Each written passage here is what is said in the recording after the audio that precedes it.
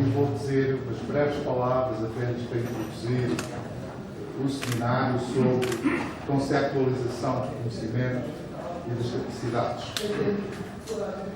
Este é o primeiro de um conjunto de seminários que, em boa hora, o Conselho Nacional de Educação entendeu proporcionar,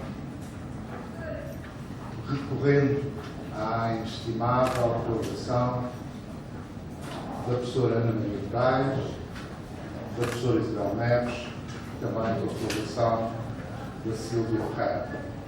Digamos, é este grupo que é responsável pela organização da sequência de seminários que se vão colocar durante o próximo ano. Devo confessar que, na história do Conselho Nacional de Educação, há já um trabalho reconhecido de promoção do debate e de estudo em torno das questões gerais da educação.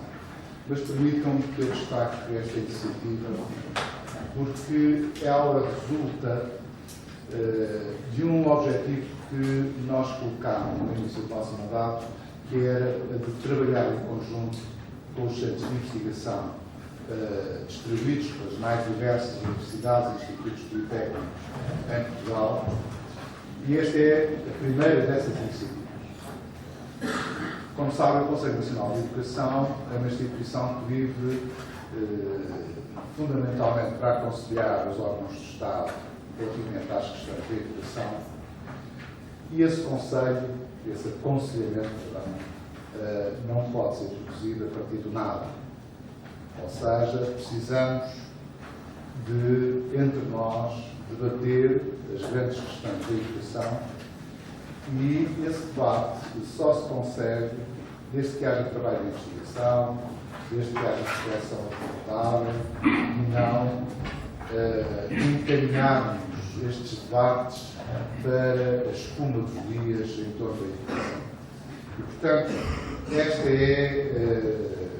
é o primeiro passo, precisamente, para que, durante os próximos anos, nós possamos continuar, fora do buliço do dia-a-dia, a refletir sobre os grandes desafios que se colocam à educação em Portugal. Neste sentido, eu quero agradecer à professora Ana Maria Moraes e à professora Isabel Neves a disponibilidade imediata de demonstrar em colaborar. É uma grande honra poder contar com a sua colaboração, não só pelo valor que representam, pela inovação que sempre marcou o seu trabalho académico, mas, acima de tudo, por se disporem a colocar o conhecimento adquirido e desenvolvido na investigação para a reflexão em torno das políticas, em torno do que deve ser a educação do futuro.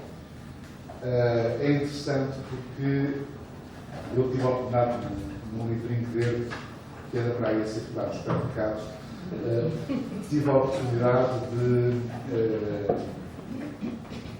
de dizer que talvez o principal déficit da educação em Portugal é a falta de sentido de futuro. Porque, por maioria de razão, a educação é uma portadora de futuro. Porque, ao sabermos que o tempo que uma criança passa nas instituições, nas escolas, nos colégios, etc., nós deveríamos começar a pensar em saber como é que nós vamos prepará-los para que eles possam enfrentar o mundo daqui a 10, 15, 20 anos. E não para enfrentar o mundo amanhã. Isso ela já tem que enfrentar. E é nesse sentido de uma reflexão perspectiva que eu entendo que este seminário é uma combinação feliz entre aquilo que se faz de investigação em Portugal sobre o ensino de ciências e a presença do professor Michael Young, que, de forma muito simpática, se disponibilizou a falar.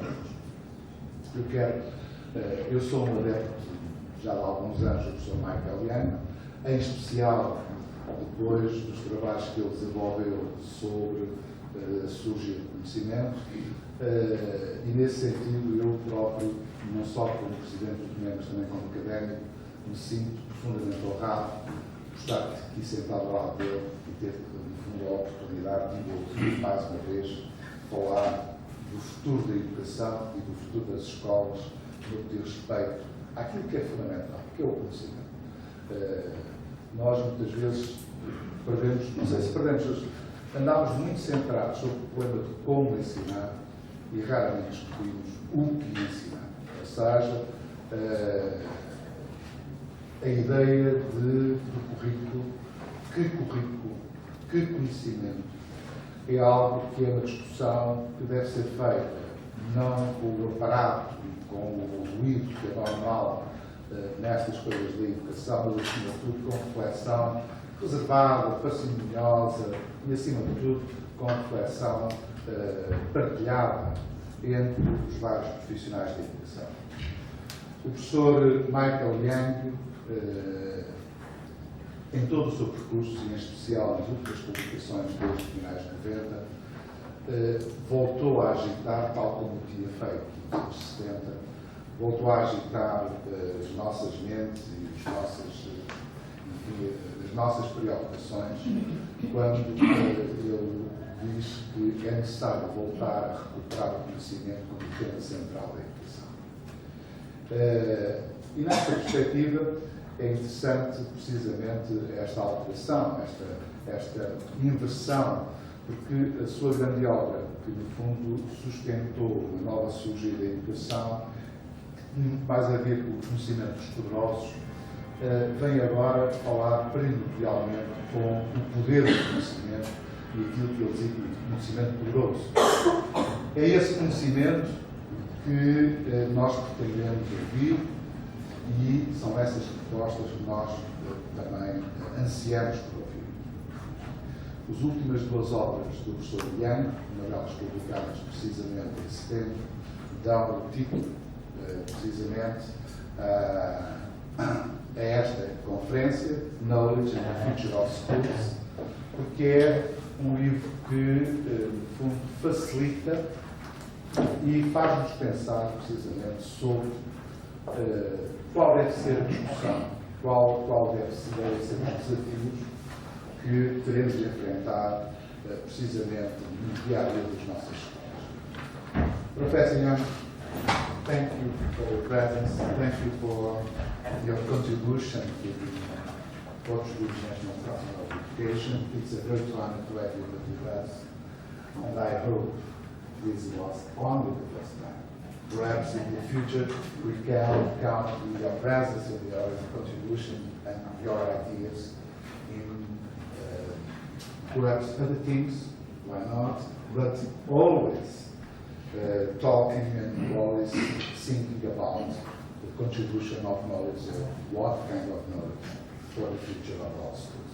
Thank you very much, and I give the floor to the professor Ana Moraes. Não vai começar agora? Não. Professor. Well, thank you very much, President Martinez. I'm delighted to be able to accept this invitation. And the only thing that disappoints me is that I didn't hear what he said about me before. But we have to cope with that, because I'm sure it will be generous.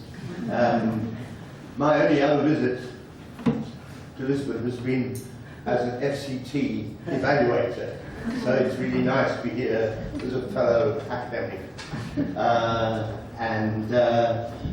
There are two reasons why I'm particularly pleased to be invited. One is our common interest in the knowledge and curriculum issues. And personally, as I spend time trying to say in England, that they are the most important educational issues for the 21st century. And they're not going to go away. The second is that I'm delighted to have Anna Maria on the platform, because her work with her colleagues has become incredibly important in an international way, because in fact they're one of the few groups of researchers who have maintained a tradition of research that draws on the work of Basil Bernstein. Sadly, it's hard to find such a team anywhere in my country, and to some extent his ideas almost died when he died, and that's 2001, with the possible exception of Cardiff University. That in fact sociology of education in England has become a form of critical policy studies, which is very, very concerned with questions of inequality, but never asks the question, what is the inequality about? And that is something that increasingly during his lifetime, Bernstein was concerned to ask. Since some of you may know the work of Rob Moore at the University of Cambridge, but he sadly died this year, and since then, the people who I work with in this area are not in my country at all. I work with people in South Africa. There are excellent researchers in Cape Town and Johannesburg, in Australia, particularly at the University of Melbourne, in New Zealand, at the University of Auckland, and recently, which I'm very pleased, and there is an important link for you, in Brazil, at USP, University in São Paulo. And I currently have a former student of Ana Maria's, who is a visiting scholar with me, and we are working on these specific issues on the Brazilian curriculum. And I've been there twice in the last 2 years, and I'm struck by the fact that, at least in some parts of Brazil, the question that they are asking is, what are the students learning in school? That when I first went to Brazil, they were worried about the fact that pupils didn't get to school, or they left after 2 years. Now they stay in school because, as you probably know better than I do, they have this welfare benefit which pays parents provided they keep their children at school. But it doesn't pay parents to be concerned about what they're learning in school. And so they have started to get very concerned and interested in these questions about knowledge. I'm actually, my presentation today then focuses on this concept term powerful knowledge as a way of thinking about the curriculum. In the paper some of you have read, which I wrote with my colleague from Cape Town, Joan Muller, we look at this concept as a curriculum criterion for schools to draw on, and also as a conceptual starting point for analysing the curriculum. I'll mention this. I'll come back to the book in a moment. Now, I've given you a handout which I will broadly try to follow, and I hope that I'm not speaking too fast to follow it. And I'm very keen. If people want to stop me and ask questions in the middle or at the end, I can't imagine my friend here will not want to have some questions, either of my friends here. But in fact, I hope we will have time for a good discussion towards the end. I just thought I'd give you a little outline before we start. It begins with some background. Where does this concept, powerful knowledge, come from? What are its theoretical roots?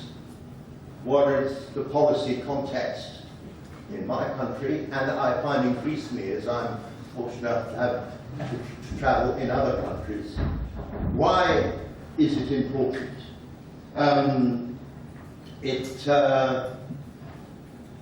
Then I say I try and locate its theoretical origins by drawing on some of the papers some of you have read. My 2008 book, which you may know is translated into Portuguese with a slightly unfortunate title in terms of its meaning, called Knowledge and Power. I understand that's the translation. You want me? Wait a minute. He's stolen one, so we'll get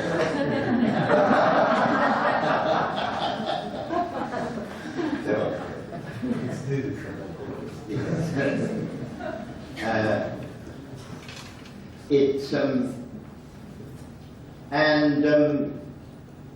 it begins I think the sociology of education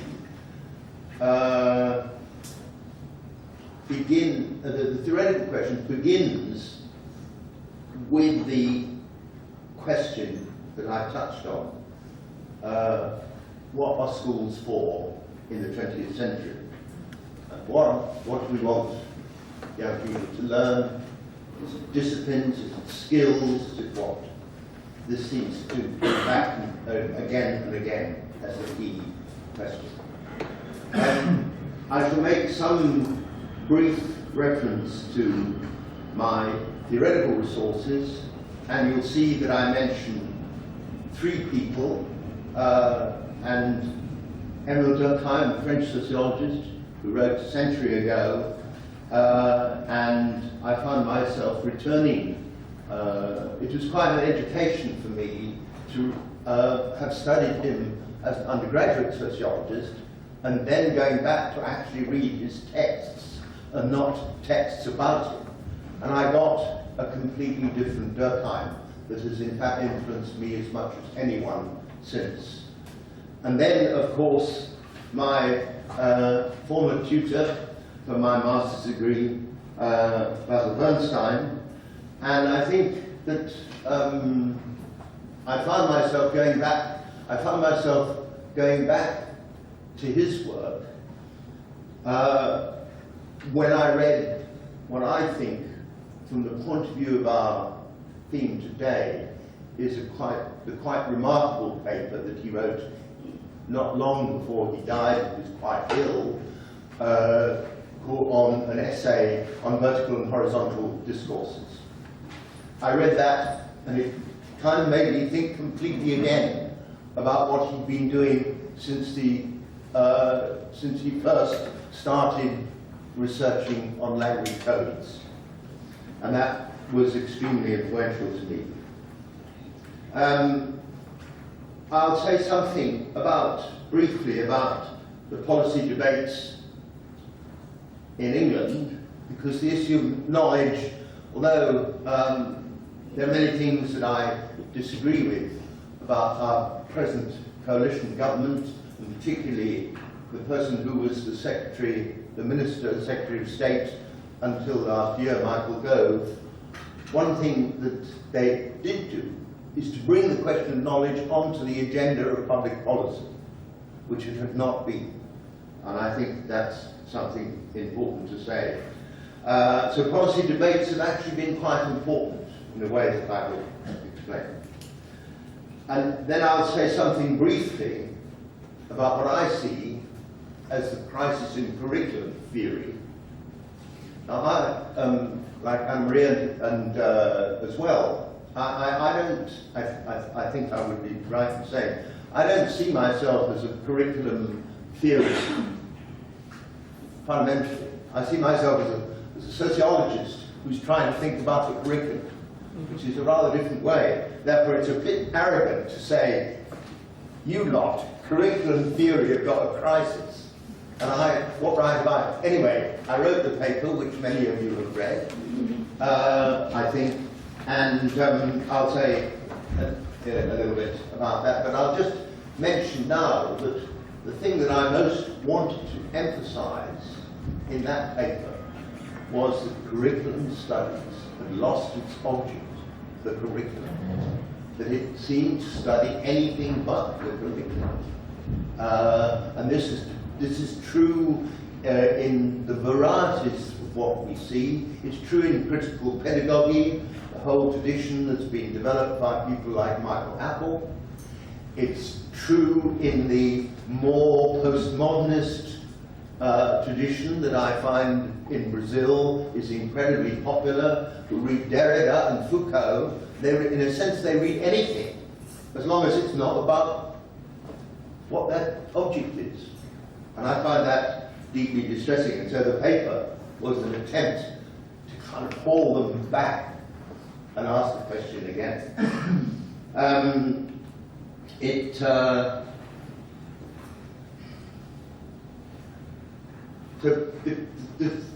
I'll explain what I mean. The powerful knowledge is a kind of,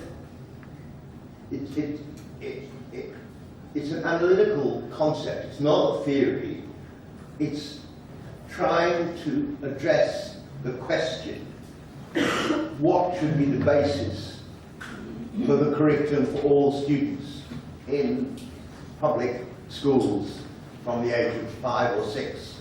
And it's primarily concerned with what I call the pre-specialization period, that in fact most countries moved to more specialized curricula in the last 2 or 3 years of secondary schooling.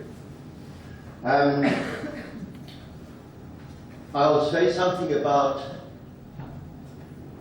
in a sense, what I want to do in clarifying the concept is to talk about its structure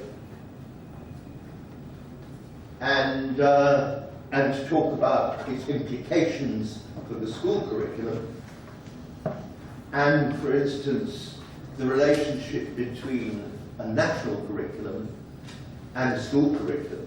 I think that's important. I want to say something about its purposes, why we might actually want a school to consider the concept of powerful knowledge as a way of asking, what are we doing for our young people? And then the last section will be some of the problems, conceptual, pedagogic, empirical.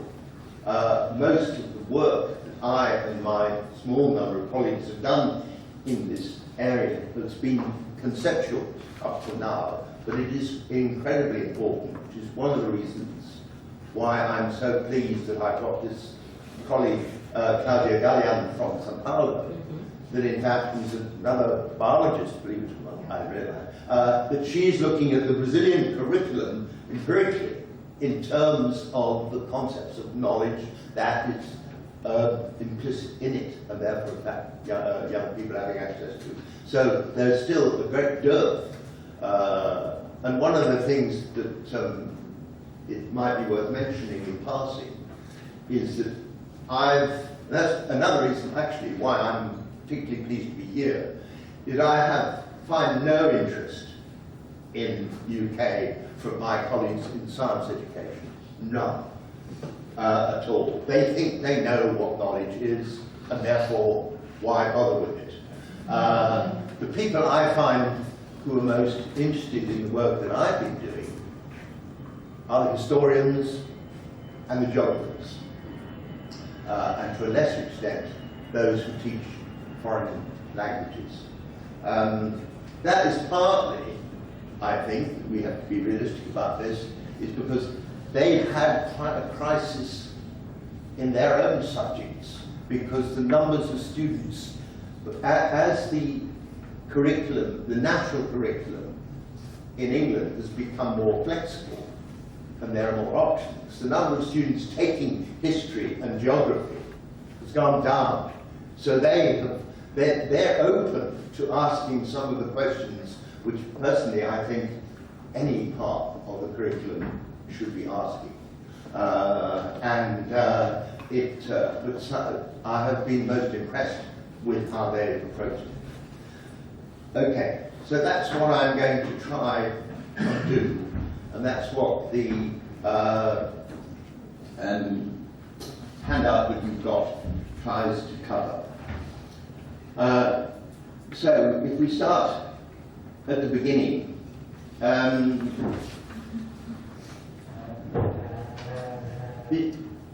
the underlying question that I've been trying, and our colleagues, and I say I, but I've done, it's a collaborative project with colleagues in different countries, and as you will know, if you've looked at the references, they often are jointly written work. I put it ahead, what schools for in the 21st century. There are really two aspects of that, I think. One is the increasing complexity of modern societies, and the massive expansion of knowledge. And the other is, given those two, what on earth do you do in the curriculum when you're actually trying to prepare young people, to give them the foundations to engage with those two things? And so in a sense, that's certainly my starting point. And probably in Portugal, certainly in England, certainly in organizations like the OECD, they tend to be obsessed with this phrase, the knowledge economy. But they never ever ask the question, what do they actually mean by the knowledge? They never do. And so in a sense, the thrust of the direction of what I've been trying to do, and my colleagues in other countries mostly, is how do we research knowledge? How do we have some knowledge about knowledge? Because if we don't, what basis have we got of a curriculum? And I think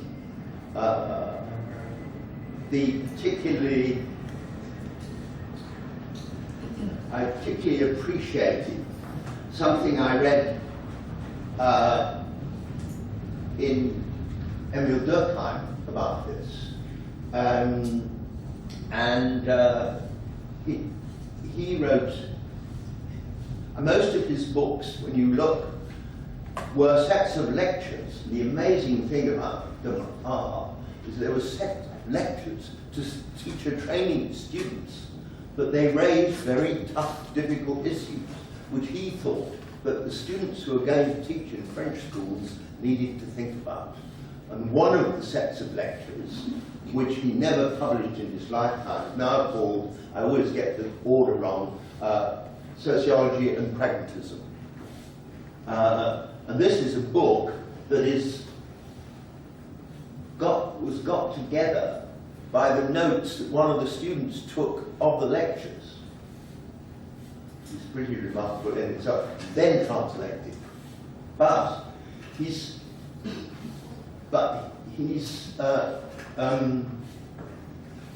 says something which I've always remembered, and that is that, in fact, he welcomed some of the new philosophy from the States of people like William James and the early writings of John Dewey, because they, in a sense, he said, well, what's good about them is they brought the knowledge questions down to earth, back into our lives as teachers and ordinary people.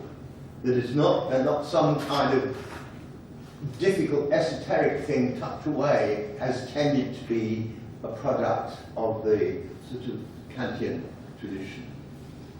But so he said, it's possible for us to study this as part of what's happening historically in our societies. But he thought that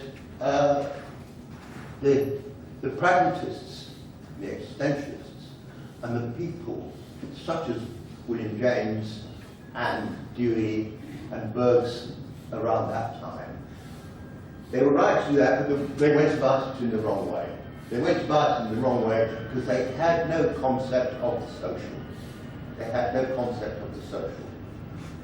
And that in a sense it's in the social that we find, we can find, he thought, a basis for thinking in quite concrete ways about the question of knowledge and what's important.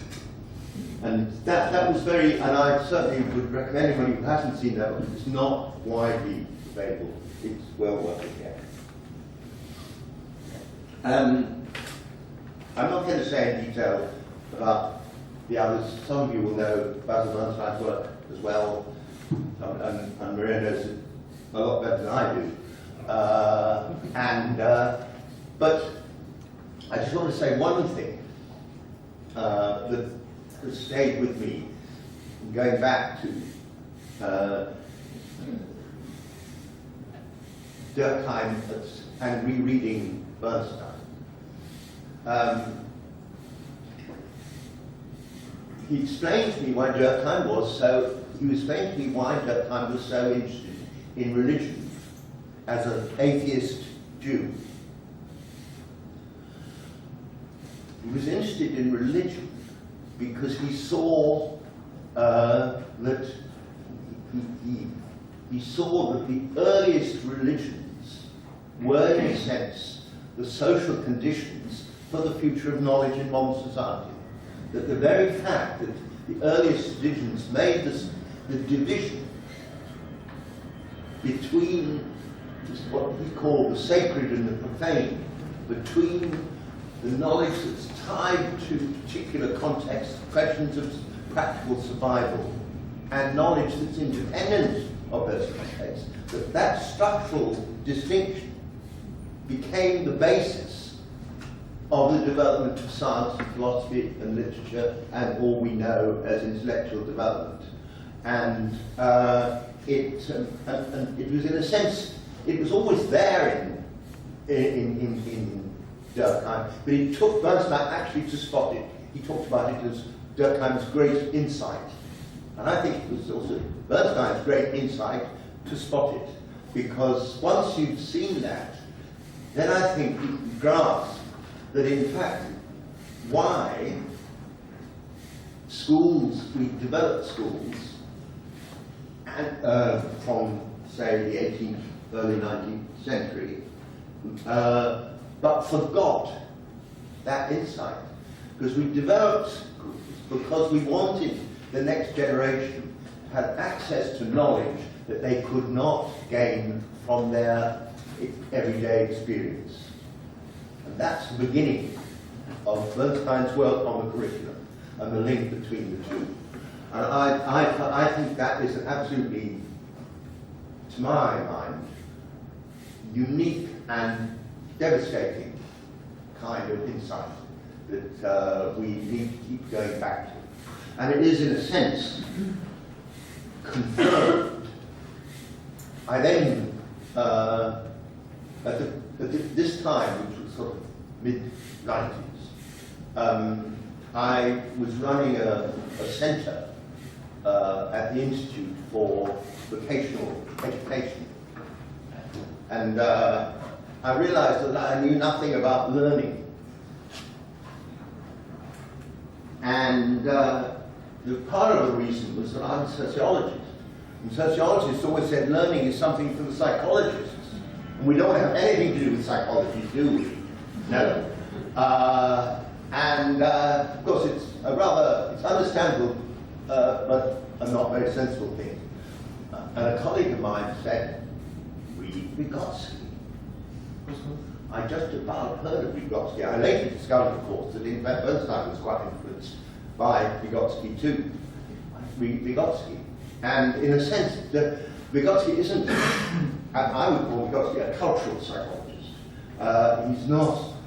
His first publication was about Hamlet, and a sort of literary analysis of Hamlet. His second was about limitations of the kind of psychology that was being developed in Russia in just about the time of the revolution. And in a sense, what he emphasized was that human development, that was his fact, human development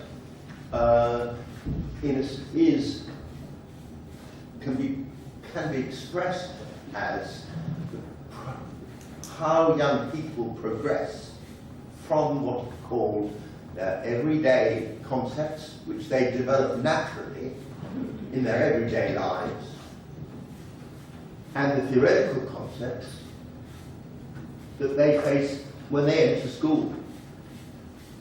And once you see, and he was particularly concerned with the pedagogic relation. I know pedagogy is a tricky word in Portuguese, it means slightly different things, but he was particularly concerned with the masses of people in post-revolutionary Russia with whom there were no schools, and how was he going to, and he was particularly concerned with saying to teachers, this is, in a sense, your task is to take the young people from their everyday experience to the theoretical, the theoretical or scientific, as he used the term, concepts. That, in a sense, is the core, the pedagogic issue. That is what you have to do. That is what school's about. That is what the purpose of school's about. So it linked in really well, and I am very grateful that somebody said that to me, and I think that Vygotsky, and those of you who no doubt, some of you will know Vygotsky a lot better than I do, and his successor, or one of his successors, Davidoff, did some really interesting work on mathematics education, which is a follow-up to that. Now, I'm a bit one. I'll go on. The second thing I want to say something about was sociology of education.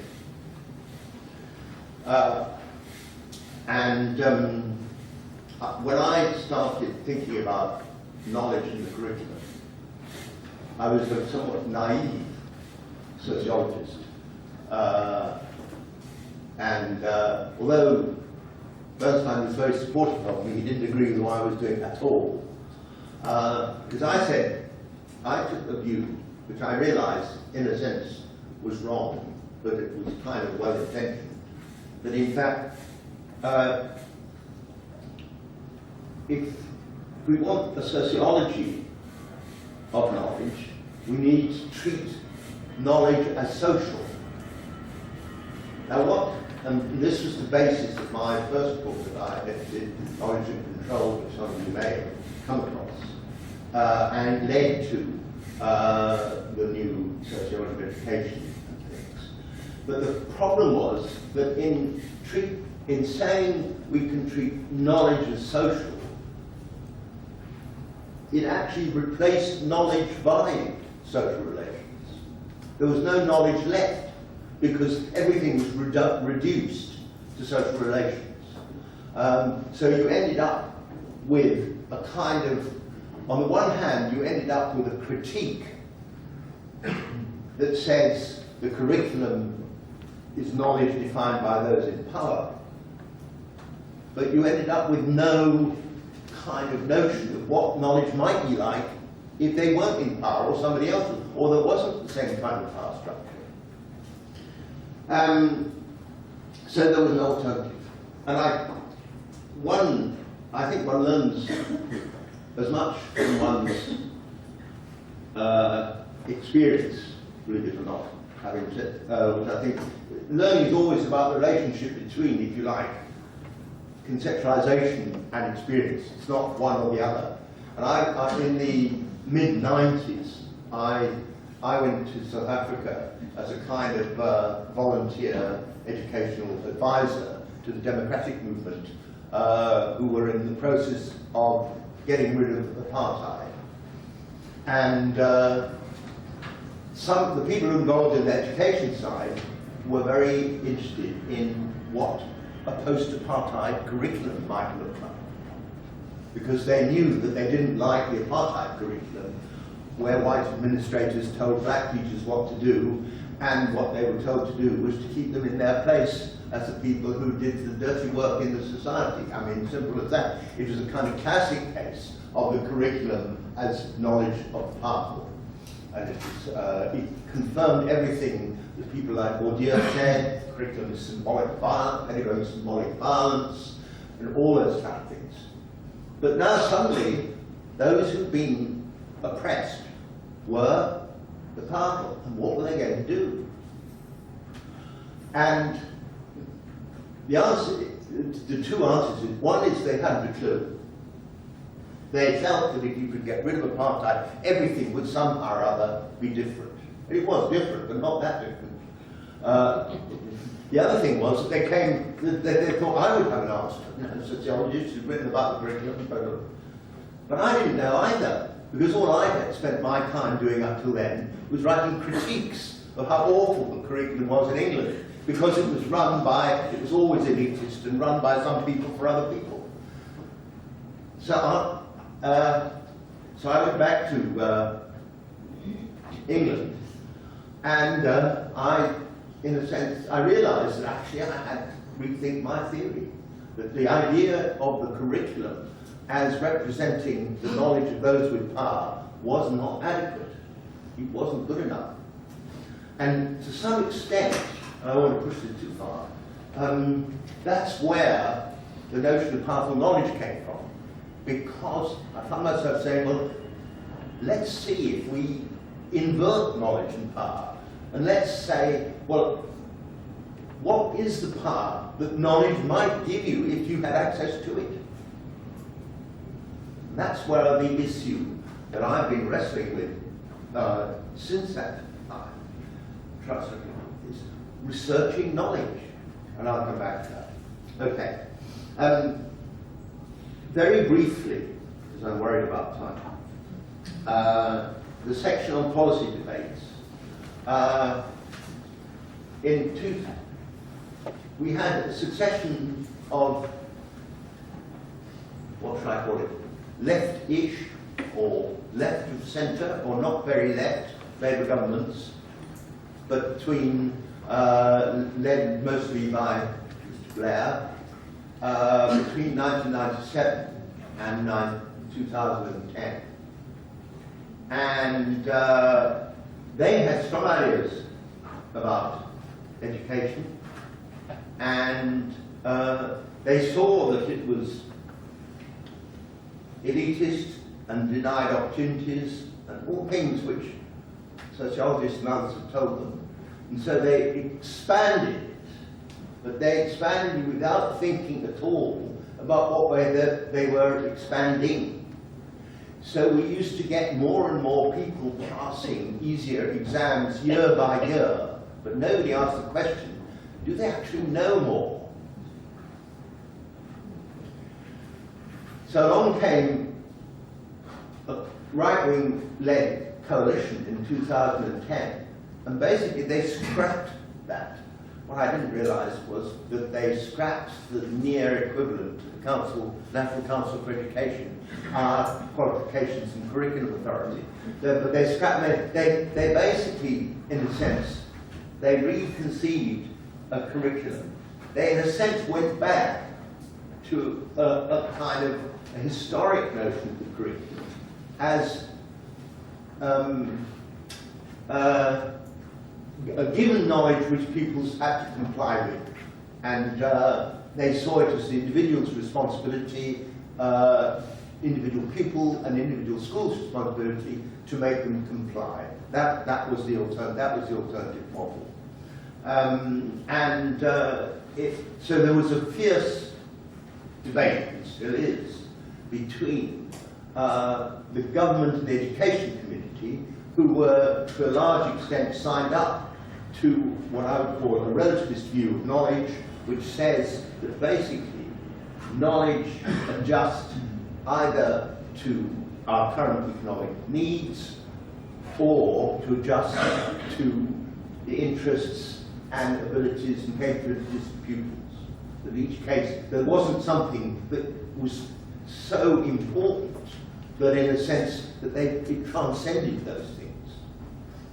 Whereas at least the coalition was saying that in fact there is some knowledge that is more important than that, and even if in fact they weren't too worried about the fact that some people would in fact fail at it. So you've got this kind of war, and we were trying, the paper some of you may have read, which is called, which constructed this in terms of alternative scenarios, which Joe Muller and I wrote and presented at one of the European conferences. We began to construct what we call a third way, not a third way in the Blair sense, but a third future, which, in a sense, which recognises that knowledge has a history, it is social, but it also has an emergent property that is not just alterable in relation to particular circumstances. In that sense, we were being Durkheimian rather than relativist. And in a sense, that's where the policy debate is. And I just mentioned this book, bravely called Knowledge in the Future School, in which I, with some colleagues, tried to write about some of these ideas in not for government, but actually for head teachers to actually, so that they've got some tools to think about why knowledge is important in their schools, and indeed not only why knowledge is important, but why there is a concept of powerful knowledge in terms of which they can assess whether in the programs they are offering, they are able to guarantee that all pupils in those schools get access to that knowledge. I mentioned, I'll come back to that afterwards. Okay. Now, lastly in this section, I'm sorry it's gone longer than I had meant. I called it what is curriculum theory. I won't need to say much about that, I've touched on it. I mentioned the fact that curriculum theory, in my terms, as I see it, has lost, if it ever had it, its object, namely what is learned in schools, or what should be learned in schools. Second thing that I suggest is that in fact we have to think about the curriculum as a form of specialized knowledge. What are the principles by which in fact we select? There are lots of different reasons for specializing knowledge. And if you want to go to the moon, you specialize knowledge in some way. If you want people to learn something important, you specialize in another way. We have to start thinking about the curriculum in that way. Now, if we do, then as those of us who see ourselves in some way as curriculum theorists must see knowledge as the topic for curriculum theory, because just as in fact physicists, economists, they see knowledge as a topic, but they've got a different context for seeing knowledge.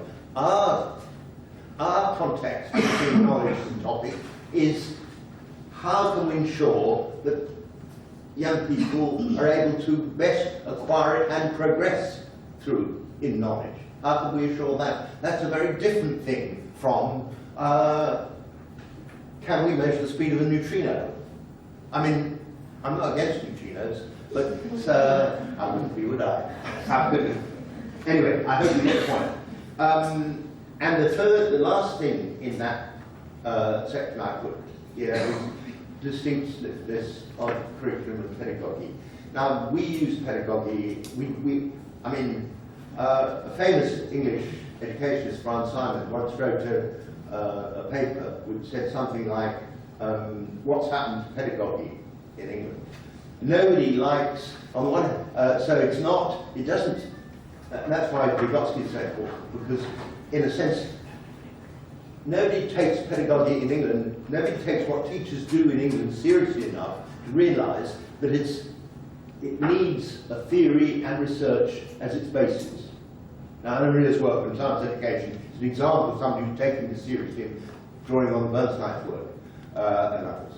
So in a sense, but what I want to emphasise, in a sense, is that it's very, very important to see that the analytical distinction between curriculum, which is defining the journey that you want young people to take, so that in a sense, by the time they are leaving school, they have access to certain knowledge which can take them. That's, in a sense, the curriculum. Pedagogy is about the work of teachers and their pupils in actually achieving that journey.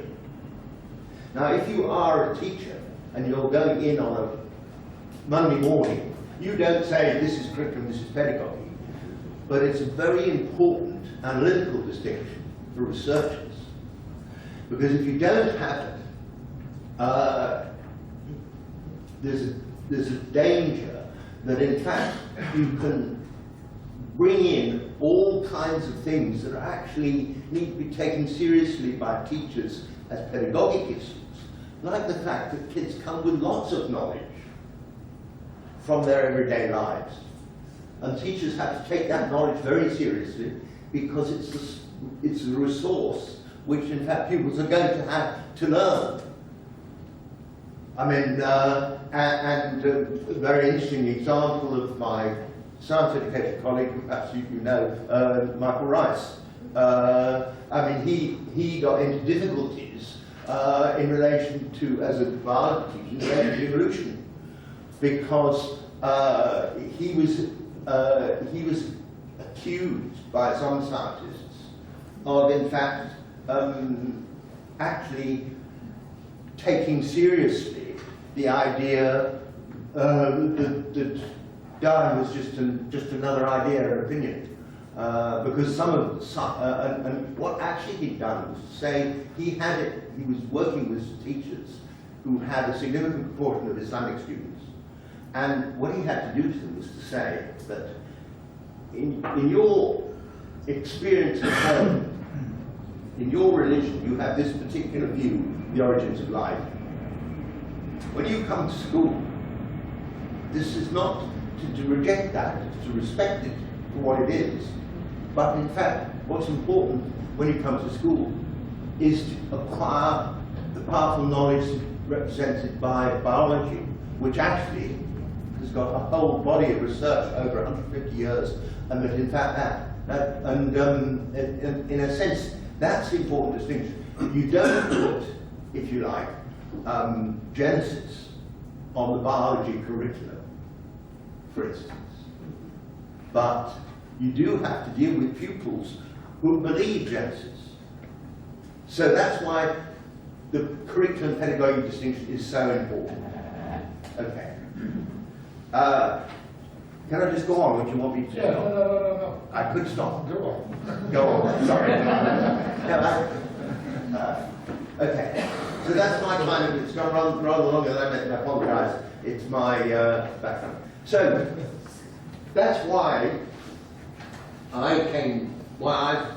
without wanting to kind of throw it up as some great theory, which is not, why I found that the concept of powerful knowledge, that's the background to why I came to find it useful. And so section 2 of your handout raises some of the issues about that, about the structure, that it's a different structure to everyday knowledge that pupils bring to school. And if you hold on to that notion, if you haven't already got it, probably most of you have, then in a sense it is a move in the structure of knowledge from your everyday knowledge, which is absolutely vital. I mean, I always say when I talk to my MA students about this, because I get a chance to give one lecture in the whole year about knowledge.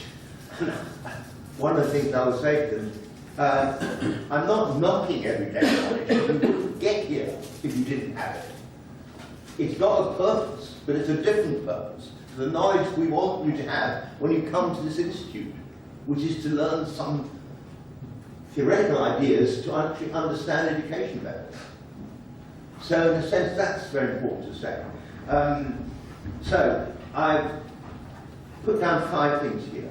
And every now and then I refer to Bernstein because those of you who've read it will recognise the links. Those of you who haven't might want to go and read it.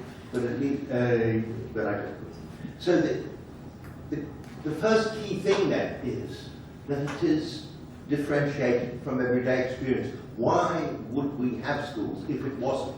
What would be the point of schools if you didn't decide there were certain things that kids could learn in school that they couldn't learn elsewhere? And it's no good using the kind of quasi-ideological notion that really they're about child minding, because in a sense it's certainly not about child minding for the elite. They know very well that in fact there's important knowledge that their kids get when they go to school. And there's absolutely no reason and they're not stupid, and there's no reason why that should be more broadly applied. So that's the first thing. The second thing, and that's Bernstein's horizontal vertical discourses, really. The second thing is that in fact part of knowledge is specialised by its boundaries. When I first came across that idea, because Bernstein used it long before he wrote the essay on vertical and horizontal knowledge structures.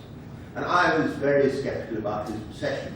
I just thought he'd read too much Durkheim, or possibly he was too much of a pal of Mary Douglas, the other great influence on him, the anthropologist.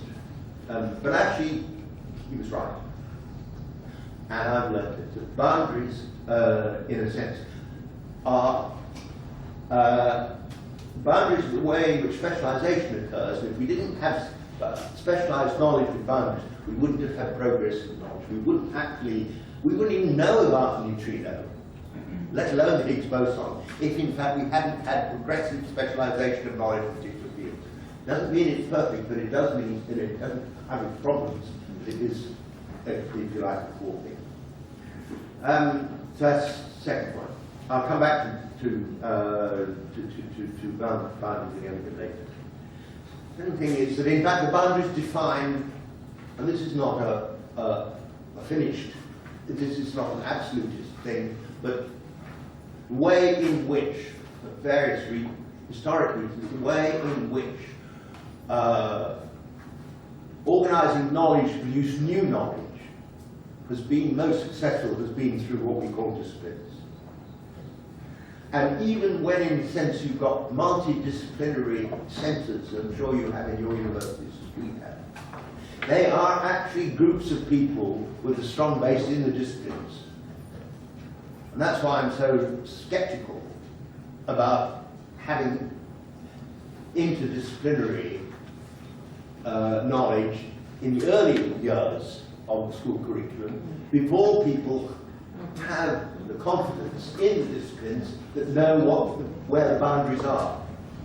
Because in a sense, if you don't have that, the question really is, how, if you get thrown into a multidisciplinary area, say, I'll give you an example, which for a colleague of mine is quite interesting, there's a big debate in geographers, but should you begin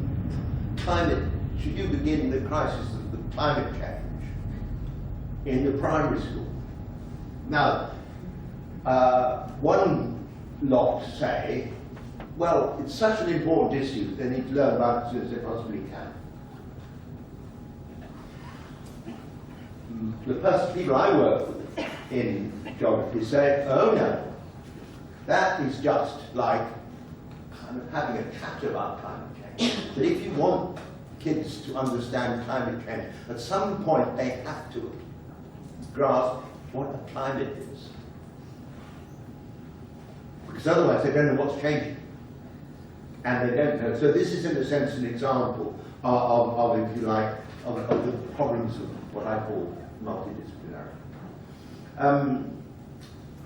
Fourth thing, and I think this is really, I think, an important one about knowledge, which it's hard to pin it down, but in a sense you can read it from Durkheim as well, I think, is that in fact a body of knowledge is always a set of concepts, right?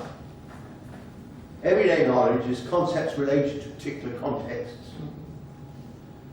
Theoretical knowledge or subject knowledge is concepts related to each other and to the rules of relating them to the world.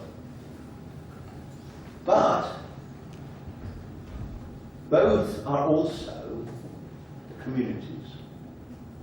Both are also communities. When you are when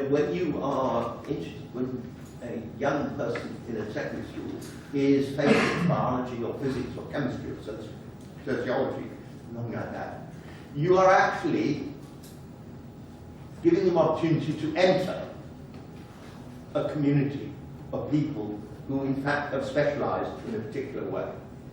They won't get very, and that's why a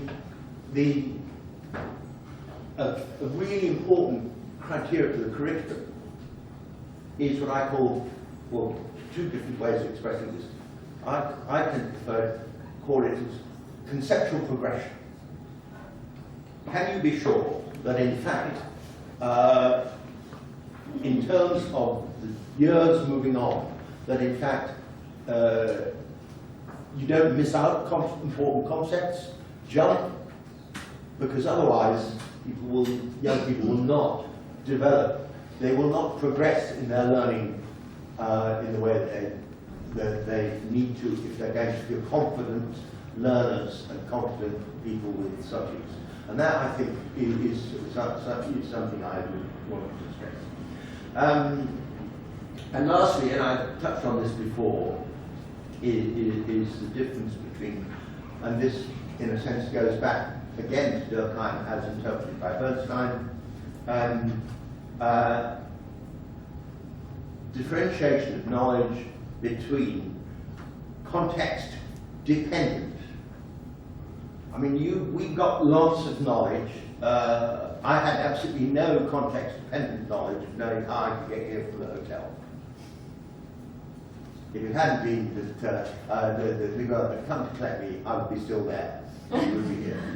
So let's knock context-dependent knowledge. But it told me absolutely nothing about what I could do in Lisbon, let alone anywhere else. So be aware of its importance, but of its limitations. And I think that's the most important thing. And context-independent knowledge is knowledge that, I'll come back to that, is knowledge that does enable you to generalize from some point to another. This is, again, I'll come back to this. This is why the issue of skills is so important, because one of the things that skills, an emphasis on skills does, is you learn how to do something, but you never learn anything about how you might do anything different. So I'm not against skills, and it couldn't be against skills, could you? But I am against skills being a core problem, because they, in a sense, in any meaningful sense, they are context dependent. Okay, partial knowledge, and the thing about context independent knowledge then is that it's shared knowledge. The reason why, in a sense, you can't, the reason why you can't say that Mr. Higgs in Edinburgh was wrong about his boson is because there's a lot of shared knowledge in the community of physicists that in fact thinks he's right. So it gives the sharedness, this is the Durkheimian point, the sharedness of the knowledge is what gives it its authority. And I think that's really important for teachers, because it's the sharedness of the knowledge that they have that gives them the authority. That's why I have no truck, personally, with any of this kind of democratic pedagogy and all this kind of, what's it called? Learner-led curriculum and all this kind of stuff. Because in a sense it actually, it's like saying, I'm a kind of,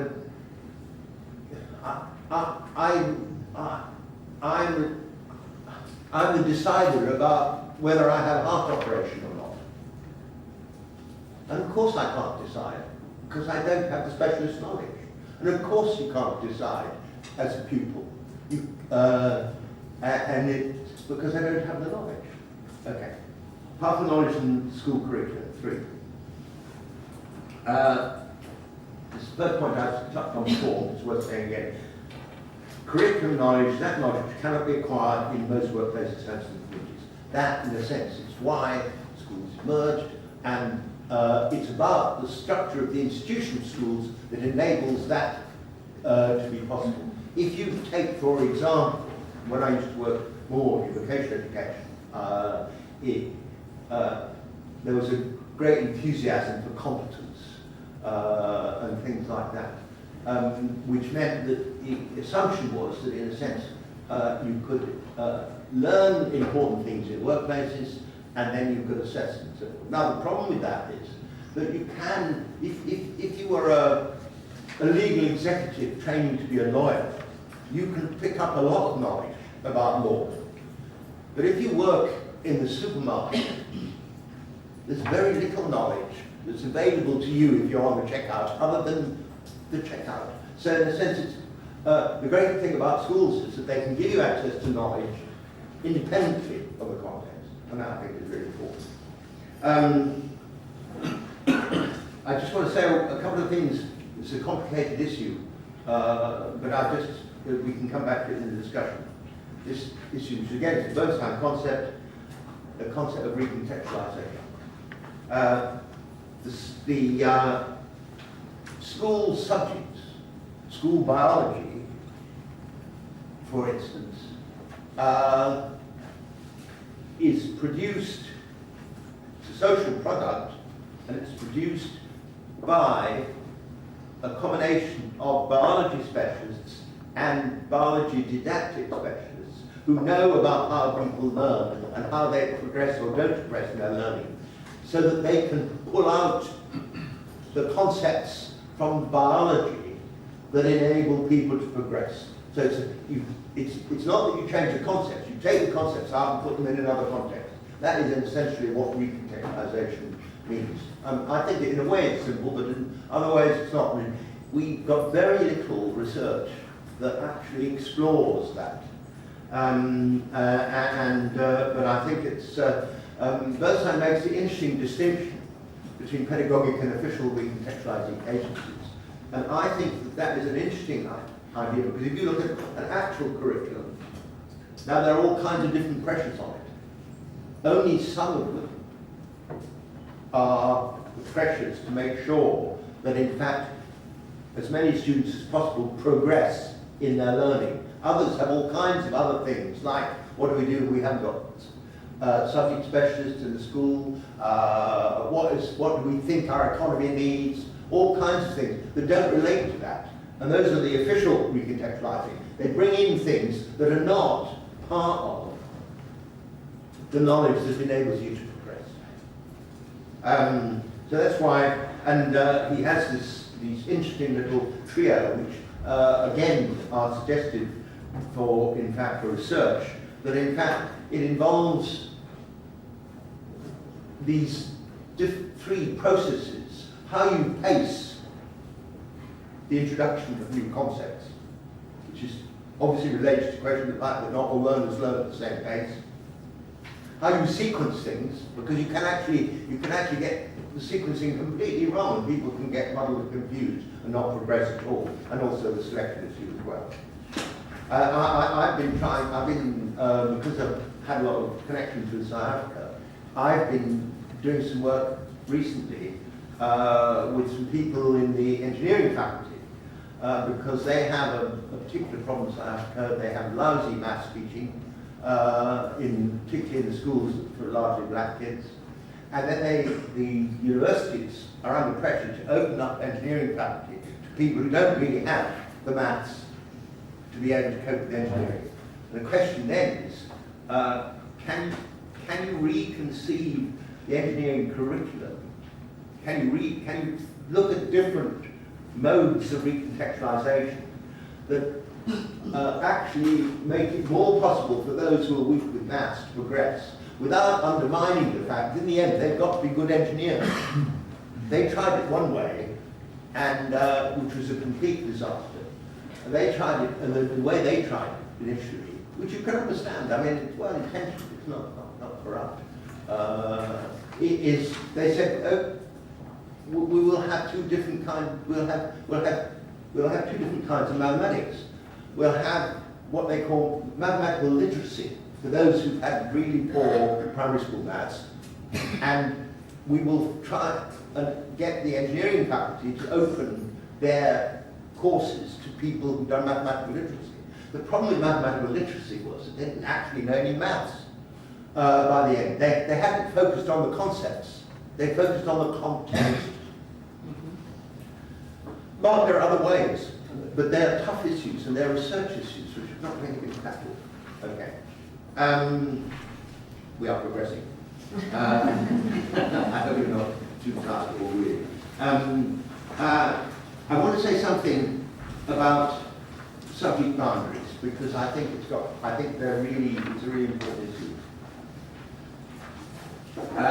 Because, you know, lots of contemporary educationists want to notch subject boundaries as being old-fashioned, reactionary, backward, and elitist.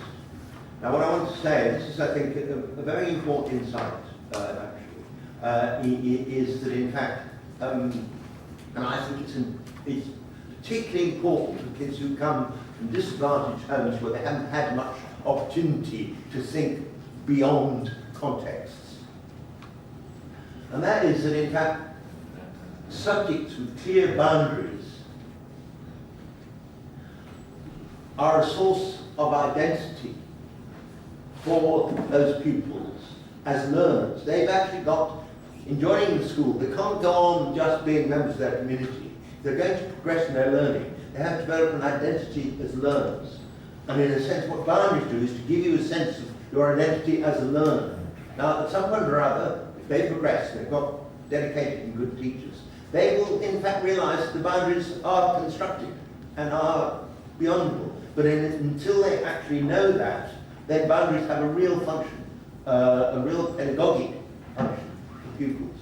They also have an important pedagogic function, I think, a very important pedagogic function for teachers, because what they do is to link teachers to the subject specialists, which in fact, are the authority of the disciplinary specialists, who are the authority of their knowledge. So that in a sense, there's a link upwards for teachers and a link downwards for pupils. Downwards merely in age, things like that. Last point, I think, that's worth just mentioning very briefly, and that is because it's, in a sense, the other side of the discipline skills issue. That in fact, if you are learning to biology, and Anna Maria can correct me in a concrete case, but if you're learning anything, I think, you need to learn about the substance, the concepts. But you also need to learn, you've also got to do things. You've actually got to, you've got to learn how to use the concepts in particular ways. It's no good just knowing the concepts. You've actually got to know how to use them. And therefore there's always what the philosophers call a knowing how and knowing that component of learning. It's not something that, in a sense, knowing how is about procedures, about vocational, knowing that is about academics. It's not. You've got to hold on to them both. Okay.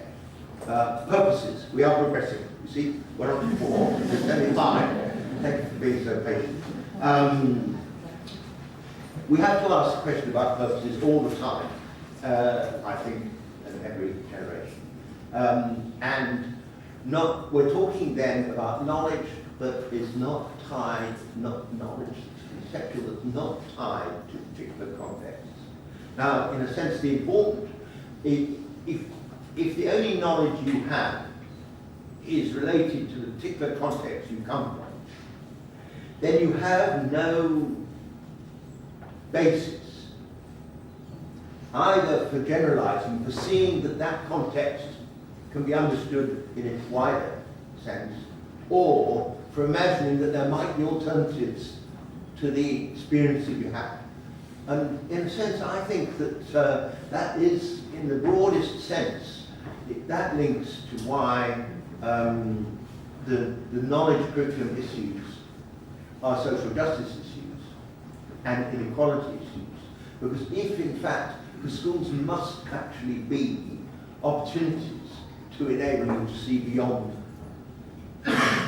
what are they doing. Because if you don't emphasise that, then you're going to have some parts of society who have that kind of knowledge, can always see beyond, and others who just have to fit in with them.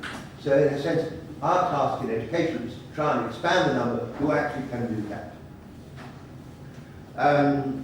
Bernstein has that rather nice phrase that in fact subjects and disciplines offer people opportunities to think the unthinkable and the not yet thought. Well, I mean, I think it's quite evocative, but I'll just leave it as I said. Okay, now, last section, I've called Some Problems Apart from Knowledge and Critical Criteria. Now, the thing, there's a lot of debate in England about this. A lot of people have been, particularly philosophers, have been very critical. There's two reasons. One is that they think they own the epistemology. And that in fact, for anybody like me who comes along who's not a philosopher, what right have I got to say anything about knowledge at all, except do what they say. Now they're very keen on things like knowledge being propositional. And of course it is about propositional, but I think that's a rather limited way of seeing knowledge. But there is an important issue that I'm mentioning here, and that is the problem of power. And that's why I'm a bit uneasy about the notion of powerful knowledge. Because if you immediately think about the problem of power, if you think about it, you immediately think about it as power over. You don't, it's quite hard to shift to power to do something from power over others. And therefore it immediately becomes seen as, and it always is potentially. Because if, for instance, if some kind of knowledge is powerful in the sense that it gives you the power to do something that in fact you wouldn't be able to do otherwise, it then potentially, depending on the society, gives you the power over other people who don't have that knowledge. There's a big problem in our country, probably in yours, that in a sense, taking seriously the notion of powerful knowledge for all students and the availability of subject specialists in all schools. Because we have some schools, and possibly you do, that just don't have a graduate physicist on the staff. Now, how could you possibly have a curriculum that treated physics as an important part of access to knowledge if you didn't have somebody who was a specialist in that subject? And this goes across the board in any field. The third point I mentioned here is that it's very easy to think that because of the concept, how we understand the concept of power, and those of you who read the paper that Joe Muller and I wrote called On the Powers of Powerful Knowledge, we tried to tackle this, that we have to have different concepts of power that relate to different forms of knowledge. Because, for instance, I mean, I forget the name, if you take, who's the person who's recently won a Nobel Prize, the novelist? Last one. Yeah, I guess. If you take somebody like that. Now, in a sense, the power of reading a novel by somebody who's won a Nobel Prize is not the same power as the, say, the Higgs boson. And you have to hold, it's very different. It's power in a quite different way. And you have, in a sense, and that I think is quite tricky. We haven't done enough work on that. But I do think that what it does do is it's got a kind of power, enables, and I think this is what, if you like, great art literature and so forth does. We've just got an exhibition of Rembrandt in London. People are saying, it makes you feel part of humanity, just to see the painting. You feel part of something much bigger than yourself, and there's that concept of power. I touched on recontextualization. The big problem that teachers' response to the arguments that I've been presenting to you today is, what do I do with my slow learners who actually can't? And that is a real problem. I think because clearly one way of dealing with them is to drop the notion of knowledge and emphasize context. And they may be happier, and it'll be easier, and you won't have social order problems in the classroom. Now, I think we have to take that one on, and I think it's the key social justice issue, and it's both an educational issue in terms of the teacher and their pedagogy, but it's also a wider distribution of power issue as well, which is not the responsibility of teachers, because you can't suddenly have a more equal society. But we can have a lot. But it seems, but I would argue, you don't start with what's important for all kids. The knowledge is important for all kids. You'll never get there. If you start with assuming that there are some kids who can't make it, then in a sense you'll reproduce. The questions of choice, I think I can leave and come back in the discussion, and similarly the generated skills issue.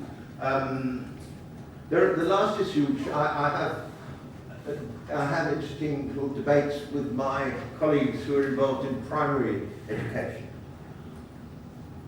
When should conceptual knowledge begin in the curriculum?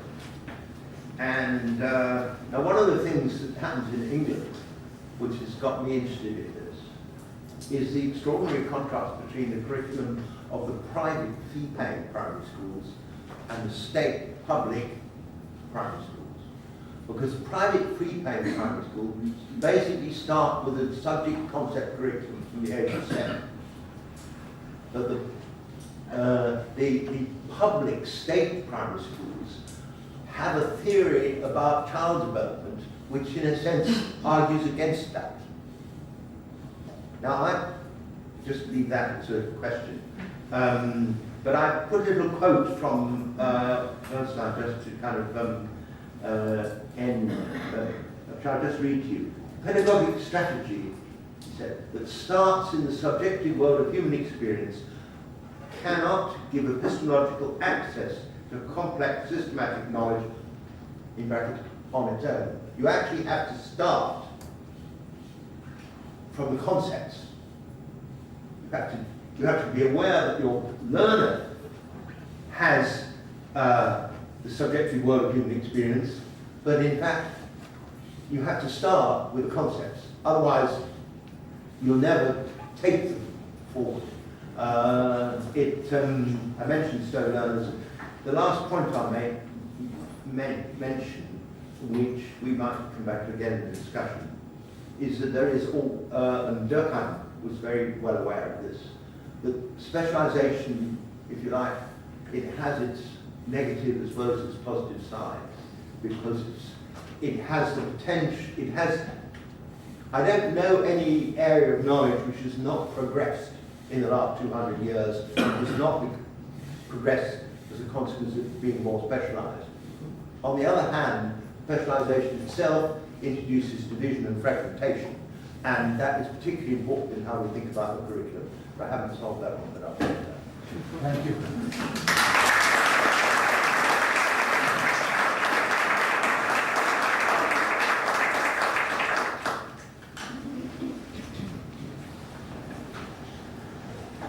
Thank you, Michael, for your exciting lesson about powerful knowledge and curriculum. I have some questions, but I'm sure. that will answer. Bom, vamos abrir o debate.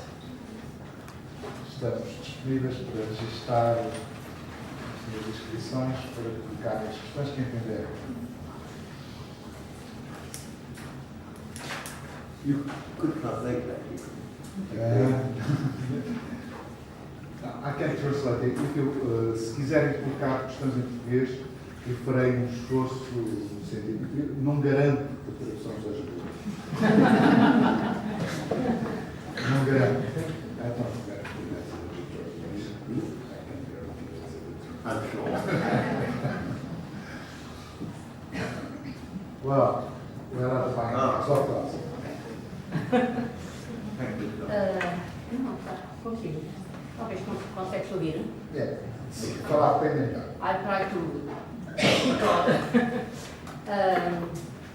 First of all, many thanks for your conference.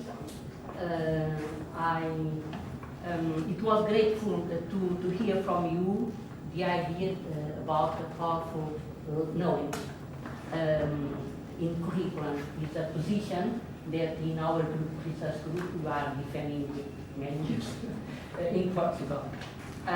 In particular, this is just a comment. It was delighted to hear from you that conceptual demand in curricula is in a seminar about the conceptual demand in curricula. That curriculum must be centered in academic knowledge. In academic knowledge, powerful knowledge, denying the idea that non-academic knowledge, or everyday knowledge, may be used as central to lead disadvantaged children to have success. And this idea is very important to me and for us in Portugal, in all the world, and I would like to hear a bit more about this idea. I'm not sure if I could explain my position. No, I'm not sure if my intervention was enough clear to you, because not quite clear in terms of what the question. Is. No, it is not the question. It's more about a comment. What?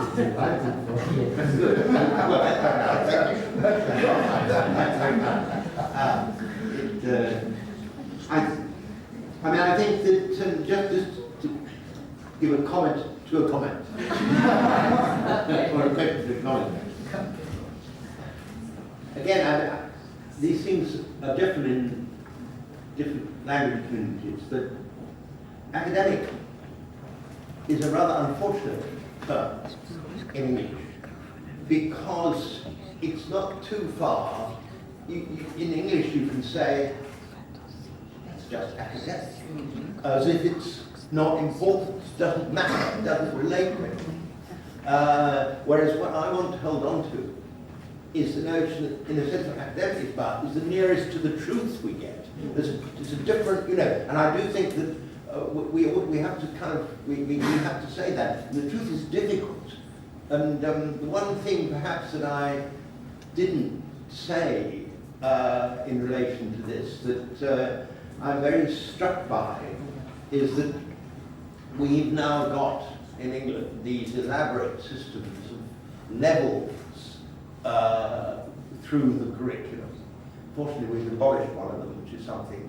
But the only good things we ever do in England is to abolish things. But anyway, this one we have. But the problem is that with something like levels, is that pupils think that they kind of can travel through levels and almost automatically, that they don't actually recognize that it's their active involvement that progress doesn't happen. I think that massification, the fact that there was a time, for instance, in England, where there was strong selection at the age of, say, 16, and only people who did well were allowed to stay on. And at least that stressed the fact that you had to work. It was, people focused on the fact that it was sort of unfair, it had social class problems, and it was right to focus on those things. But what happened was that, in fact, that there was a kind of loss of the recognition that actually learning something worthwhile is hard work, and that somehow or other that has to be accepted and learned as well, and that it's worth it, that when you do understand something, mean, I'd love to understand exactly what the Higgs boson is, but I don't, or whatever. But I mean, they're much less difficult things than that. So I do think that that is, I mean, everyday knowledge, in a sense, is something that we do without thinking about it. Yes. And school knowledge is never going to be like that, and it shouldn't be, because it's actually, it's alien, in one sense, alien to our experience. You know, and in a sense, I don't think we quite, I mean, the whole kind of, dare I say, the policy rhetoric of widening, you know, the great EU thing, widening participation. Now, you couldn't be against widening participation, but really, widening participation needs to go with the fact that if you are going, it's not just participation, it's actually what you're doing when you're participating. And that element, that in fact, that you actually, it actually requires, if you like, the hard work if you're going to progress. The progression doesn't just happen. I think that's why I'm uneasy about academic knowledge in both senses, and which is not to say that sometimes academics, particularly sociologists, dream up obscure terms for simple things, and then they say, well, we've got, you know, there are all those things, but basically underlying it is that, in fact, the underlying truth, and that's why I think the Bernstein knowledge structures distinction is a useful one, because what he's saying is that in some fields, then basically progress is about greater abstraction, greater capacity to generalization. In other fields, it's about learning quite different ways of new problems and tackling new things. Now, both of those are actually, in their different ways, they're quite different forms of hard work. But I think it's a useful distinction. And I just think it's, and the other thing that I didn't mention that I think we have to tackle today, which is really, really important, and that he was, not only him, but others too. And help children to build a concept of empathy. But you could say that about the other concepts, of course, throughout learning. The second thing is about where you want to arrive, and also what's school about. Like this example that you were saying about child obesity. Does this mean that the curriculum must have nutrition? Okay, maybe not, but I think it means that the school refectories, I don't remember, cantinas, must have something more, they must have into consideration some nutrition considerations, okay?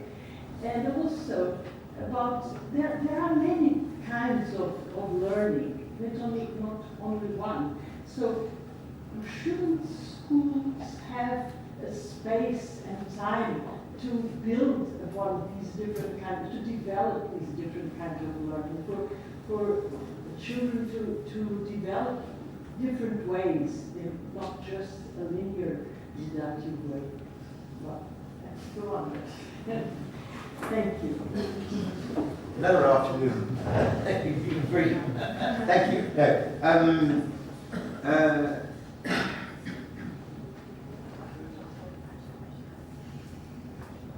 No. I mean, let's see if I can start from this.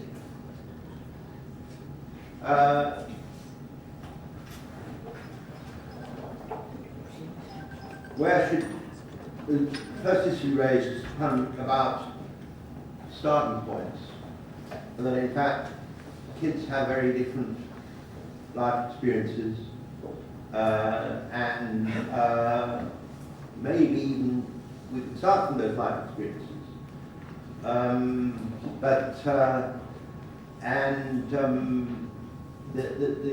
I'm sounding too much as if, in fact, I'm kind of wanting to sort of homogenize all this great diversity. So now in relation to that, let me, first of all, I have sufficient confidence in human beings that in a sense they will always learn in different ways. They will always do different things.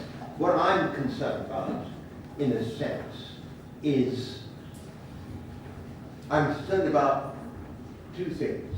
One is what can schools do that is really important, and I'm also concerned about the fact that at the moment a lot of kids in our schools in England don't actually get access to the things that they could get from schools that's going to be really important in the future for them, regardless of their different experiences and so forth.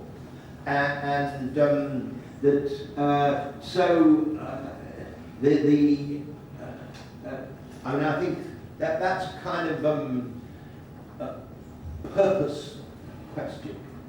The pedagogic question is, there's also an issue that in fact curricula, I've written a bit about this, that I think it's very important to make a distinction between what I would call a national curriculum and a school curriculum. And that in fact, the national curriculum, first of all, it shouldn't over-specify. And secondly, it should be clear that it's giving space in the school week, year, to things that it doesn't define. It's debatable how much, but we got a curriculum that was increasingly circumscribing teachers in terms of what they did. And that was actually denying their professional judgment and not giving them that space. So somewhere, at least we've now got a curriculum that some people don't like, but it is less specified, and I think that is a good step, because it's specifying the key concepts, but it's not specifying how you interpret them. For instance, it might feel like it might have some category in chemistry, which I happen to know a little bit about, like something like metals and non-metals, but it doesn't then list which metals or which non-metals you do. You leave that, and it may say something about particular literature or something, but it doesn't tell you which, or shouldn't tell you. It should rely on the particular teacher's knowledge and also the context where the school is to make those kind of decisions. So I think there are two levels of decision making in that way. There is a jump. I don't think that we can avoid. It's not seamless. The world is not divided up into subjects, and as the school curriculum is. And I don't think we can. It's a tricky professional task, how the teacher enables kids to make that jump. And there are no straightforward rules. There are going to be different kids do it in different ways and so forth. And it's sufficiently important that we should give a lot more attention to it, and also a lot more valuing those people whose professional work it is.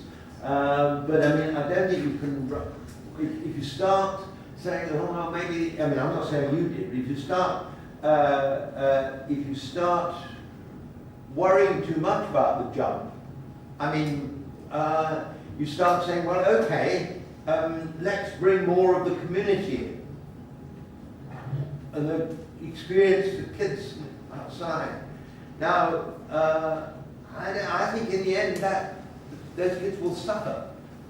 And there's an interesting bit of research in the Bristol area about a curriculum program that rather euphemistically was called Opening Minds. Now, what they meant, the people who designed the curriculum, Opening Minds meant was, don't pay so much attention to subjects, pay more attention to the communities that the kids came from. Now, what the researchers at Bristol were interested to note was that, in fact, the schools that adopted Opening Minds program were the schools where the kids came from predominantly working class homes. And the schools that didn't, and the schools that emphasized the jump, if you like, were the schools where predominantly middle class homes. And that was not that those teachers in the first schools were malevolent, and I actually think they were misguided in terms of the notion of social justice, which in fact means that you want those kids as much as the other kids to have access to that knowledge. But it does depend on whether you really value that knowledge or not, actually, which is why I've got a road to this. And nutrition. Well, must be coming here to lunch.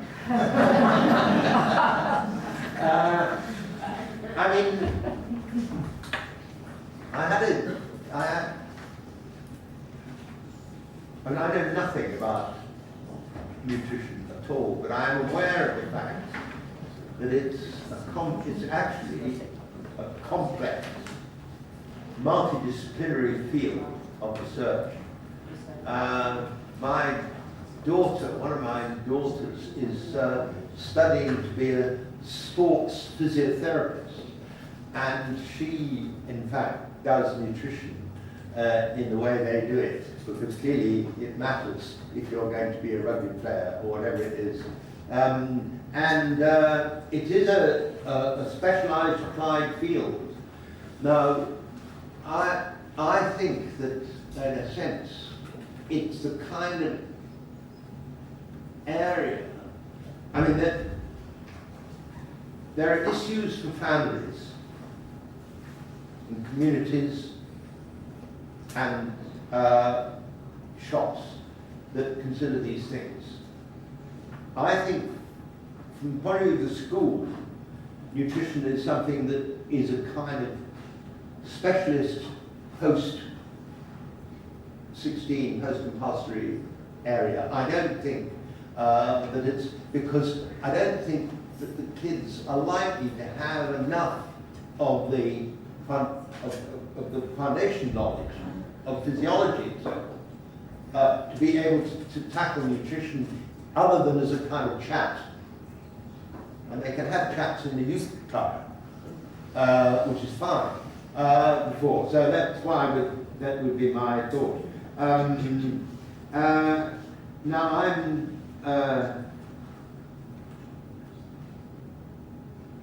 then I think you raised the issue about the journey, and that I might appear to have got a rather narrow and almost bureaucratic view of the educational journey. Now I know you didn't say that, but now my view about this is, I suppose, is that in fact what I want the curriculum to be is a foundation for many journeys. That in fact, if you don't start off with some reasonably secure foundations in the areas across the curriculum of the knowledge that we can reasonably trust, then in a sense, I mean, if we can do that, then that is the best basis of giving that we'll have greater diversity later. I mean, for instance, I did mention in my notes, you will see, the whole issue about choice and modularization. And it happens at every level, but what the previous government did was to allow, to reduce the compulsory component subjects of the curriculum from the age of 13 or 14 and allow choice. Now the problem was that in fact some kids had the kind of background and parents in which in fact they had the knowledge base to make the choices and others didn't. And so although it was choice, it allowed, it actually created inequality, and that I think is the problem, create inequality rather than equality. It was well intentioned, but in the end, I think I think that we sometimes confuse democracy of access with democracy of practice. And I don't particularly want my doctor to be democratic. I want to be able to think that I can go to my doctor and that should be democratic, and it should, or if I've got something really wrong, I'll get quickly into a hospital.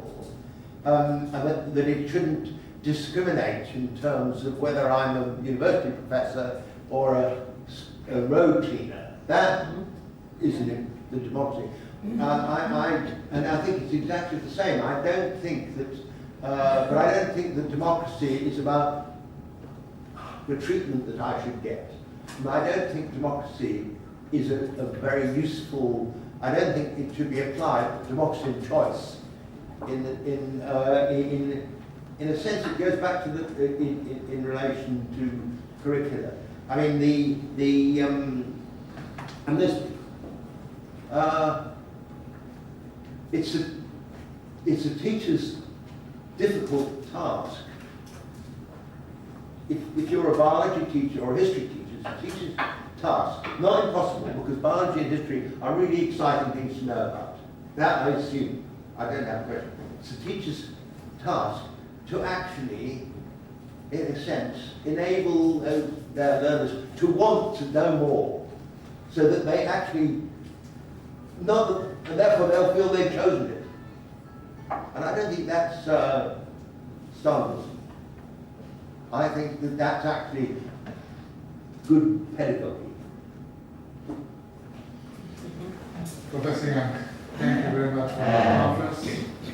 I think we can close the session with a special citation.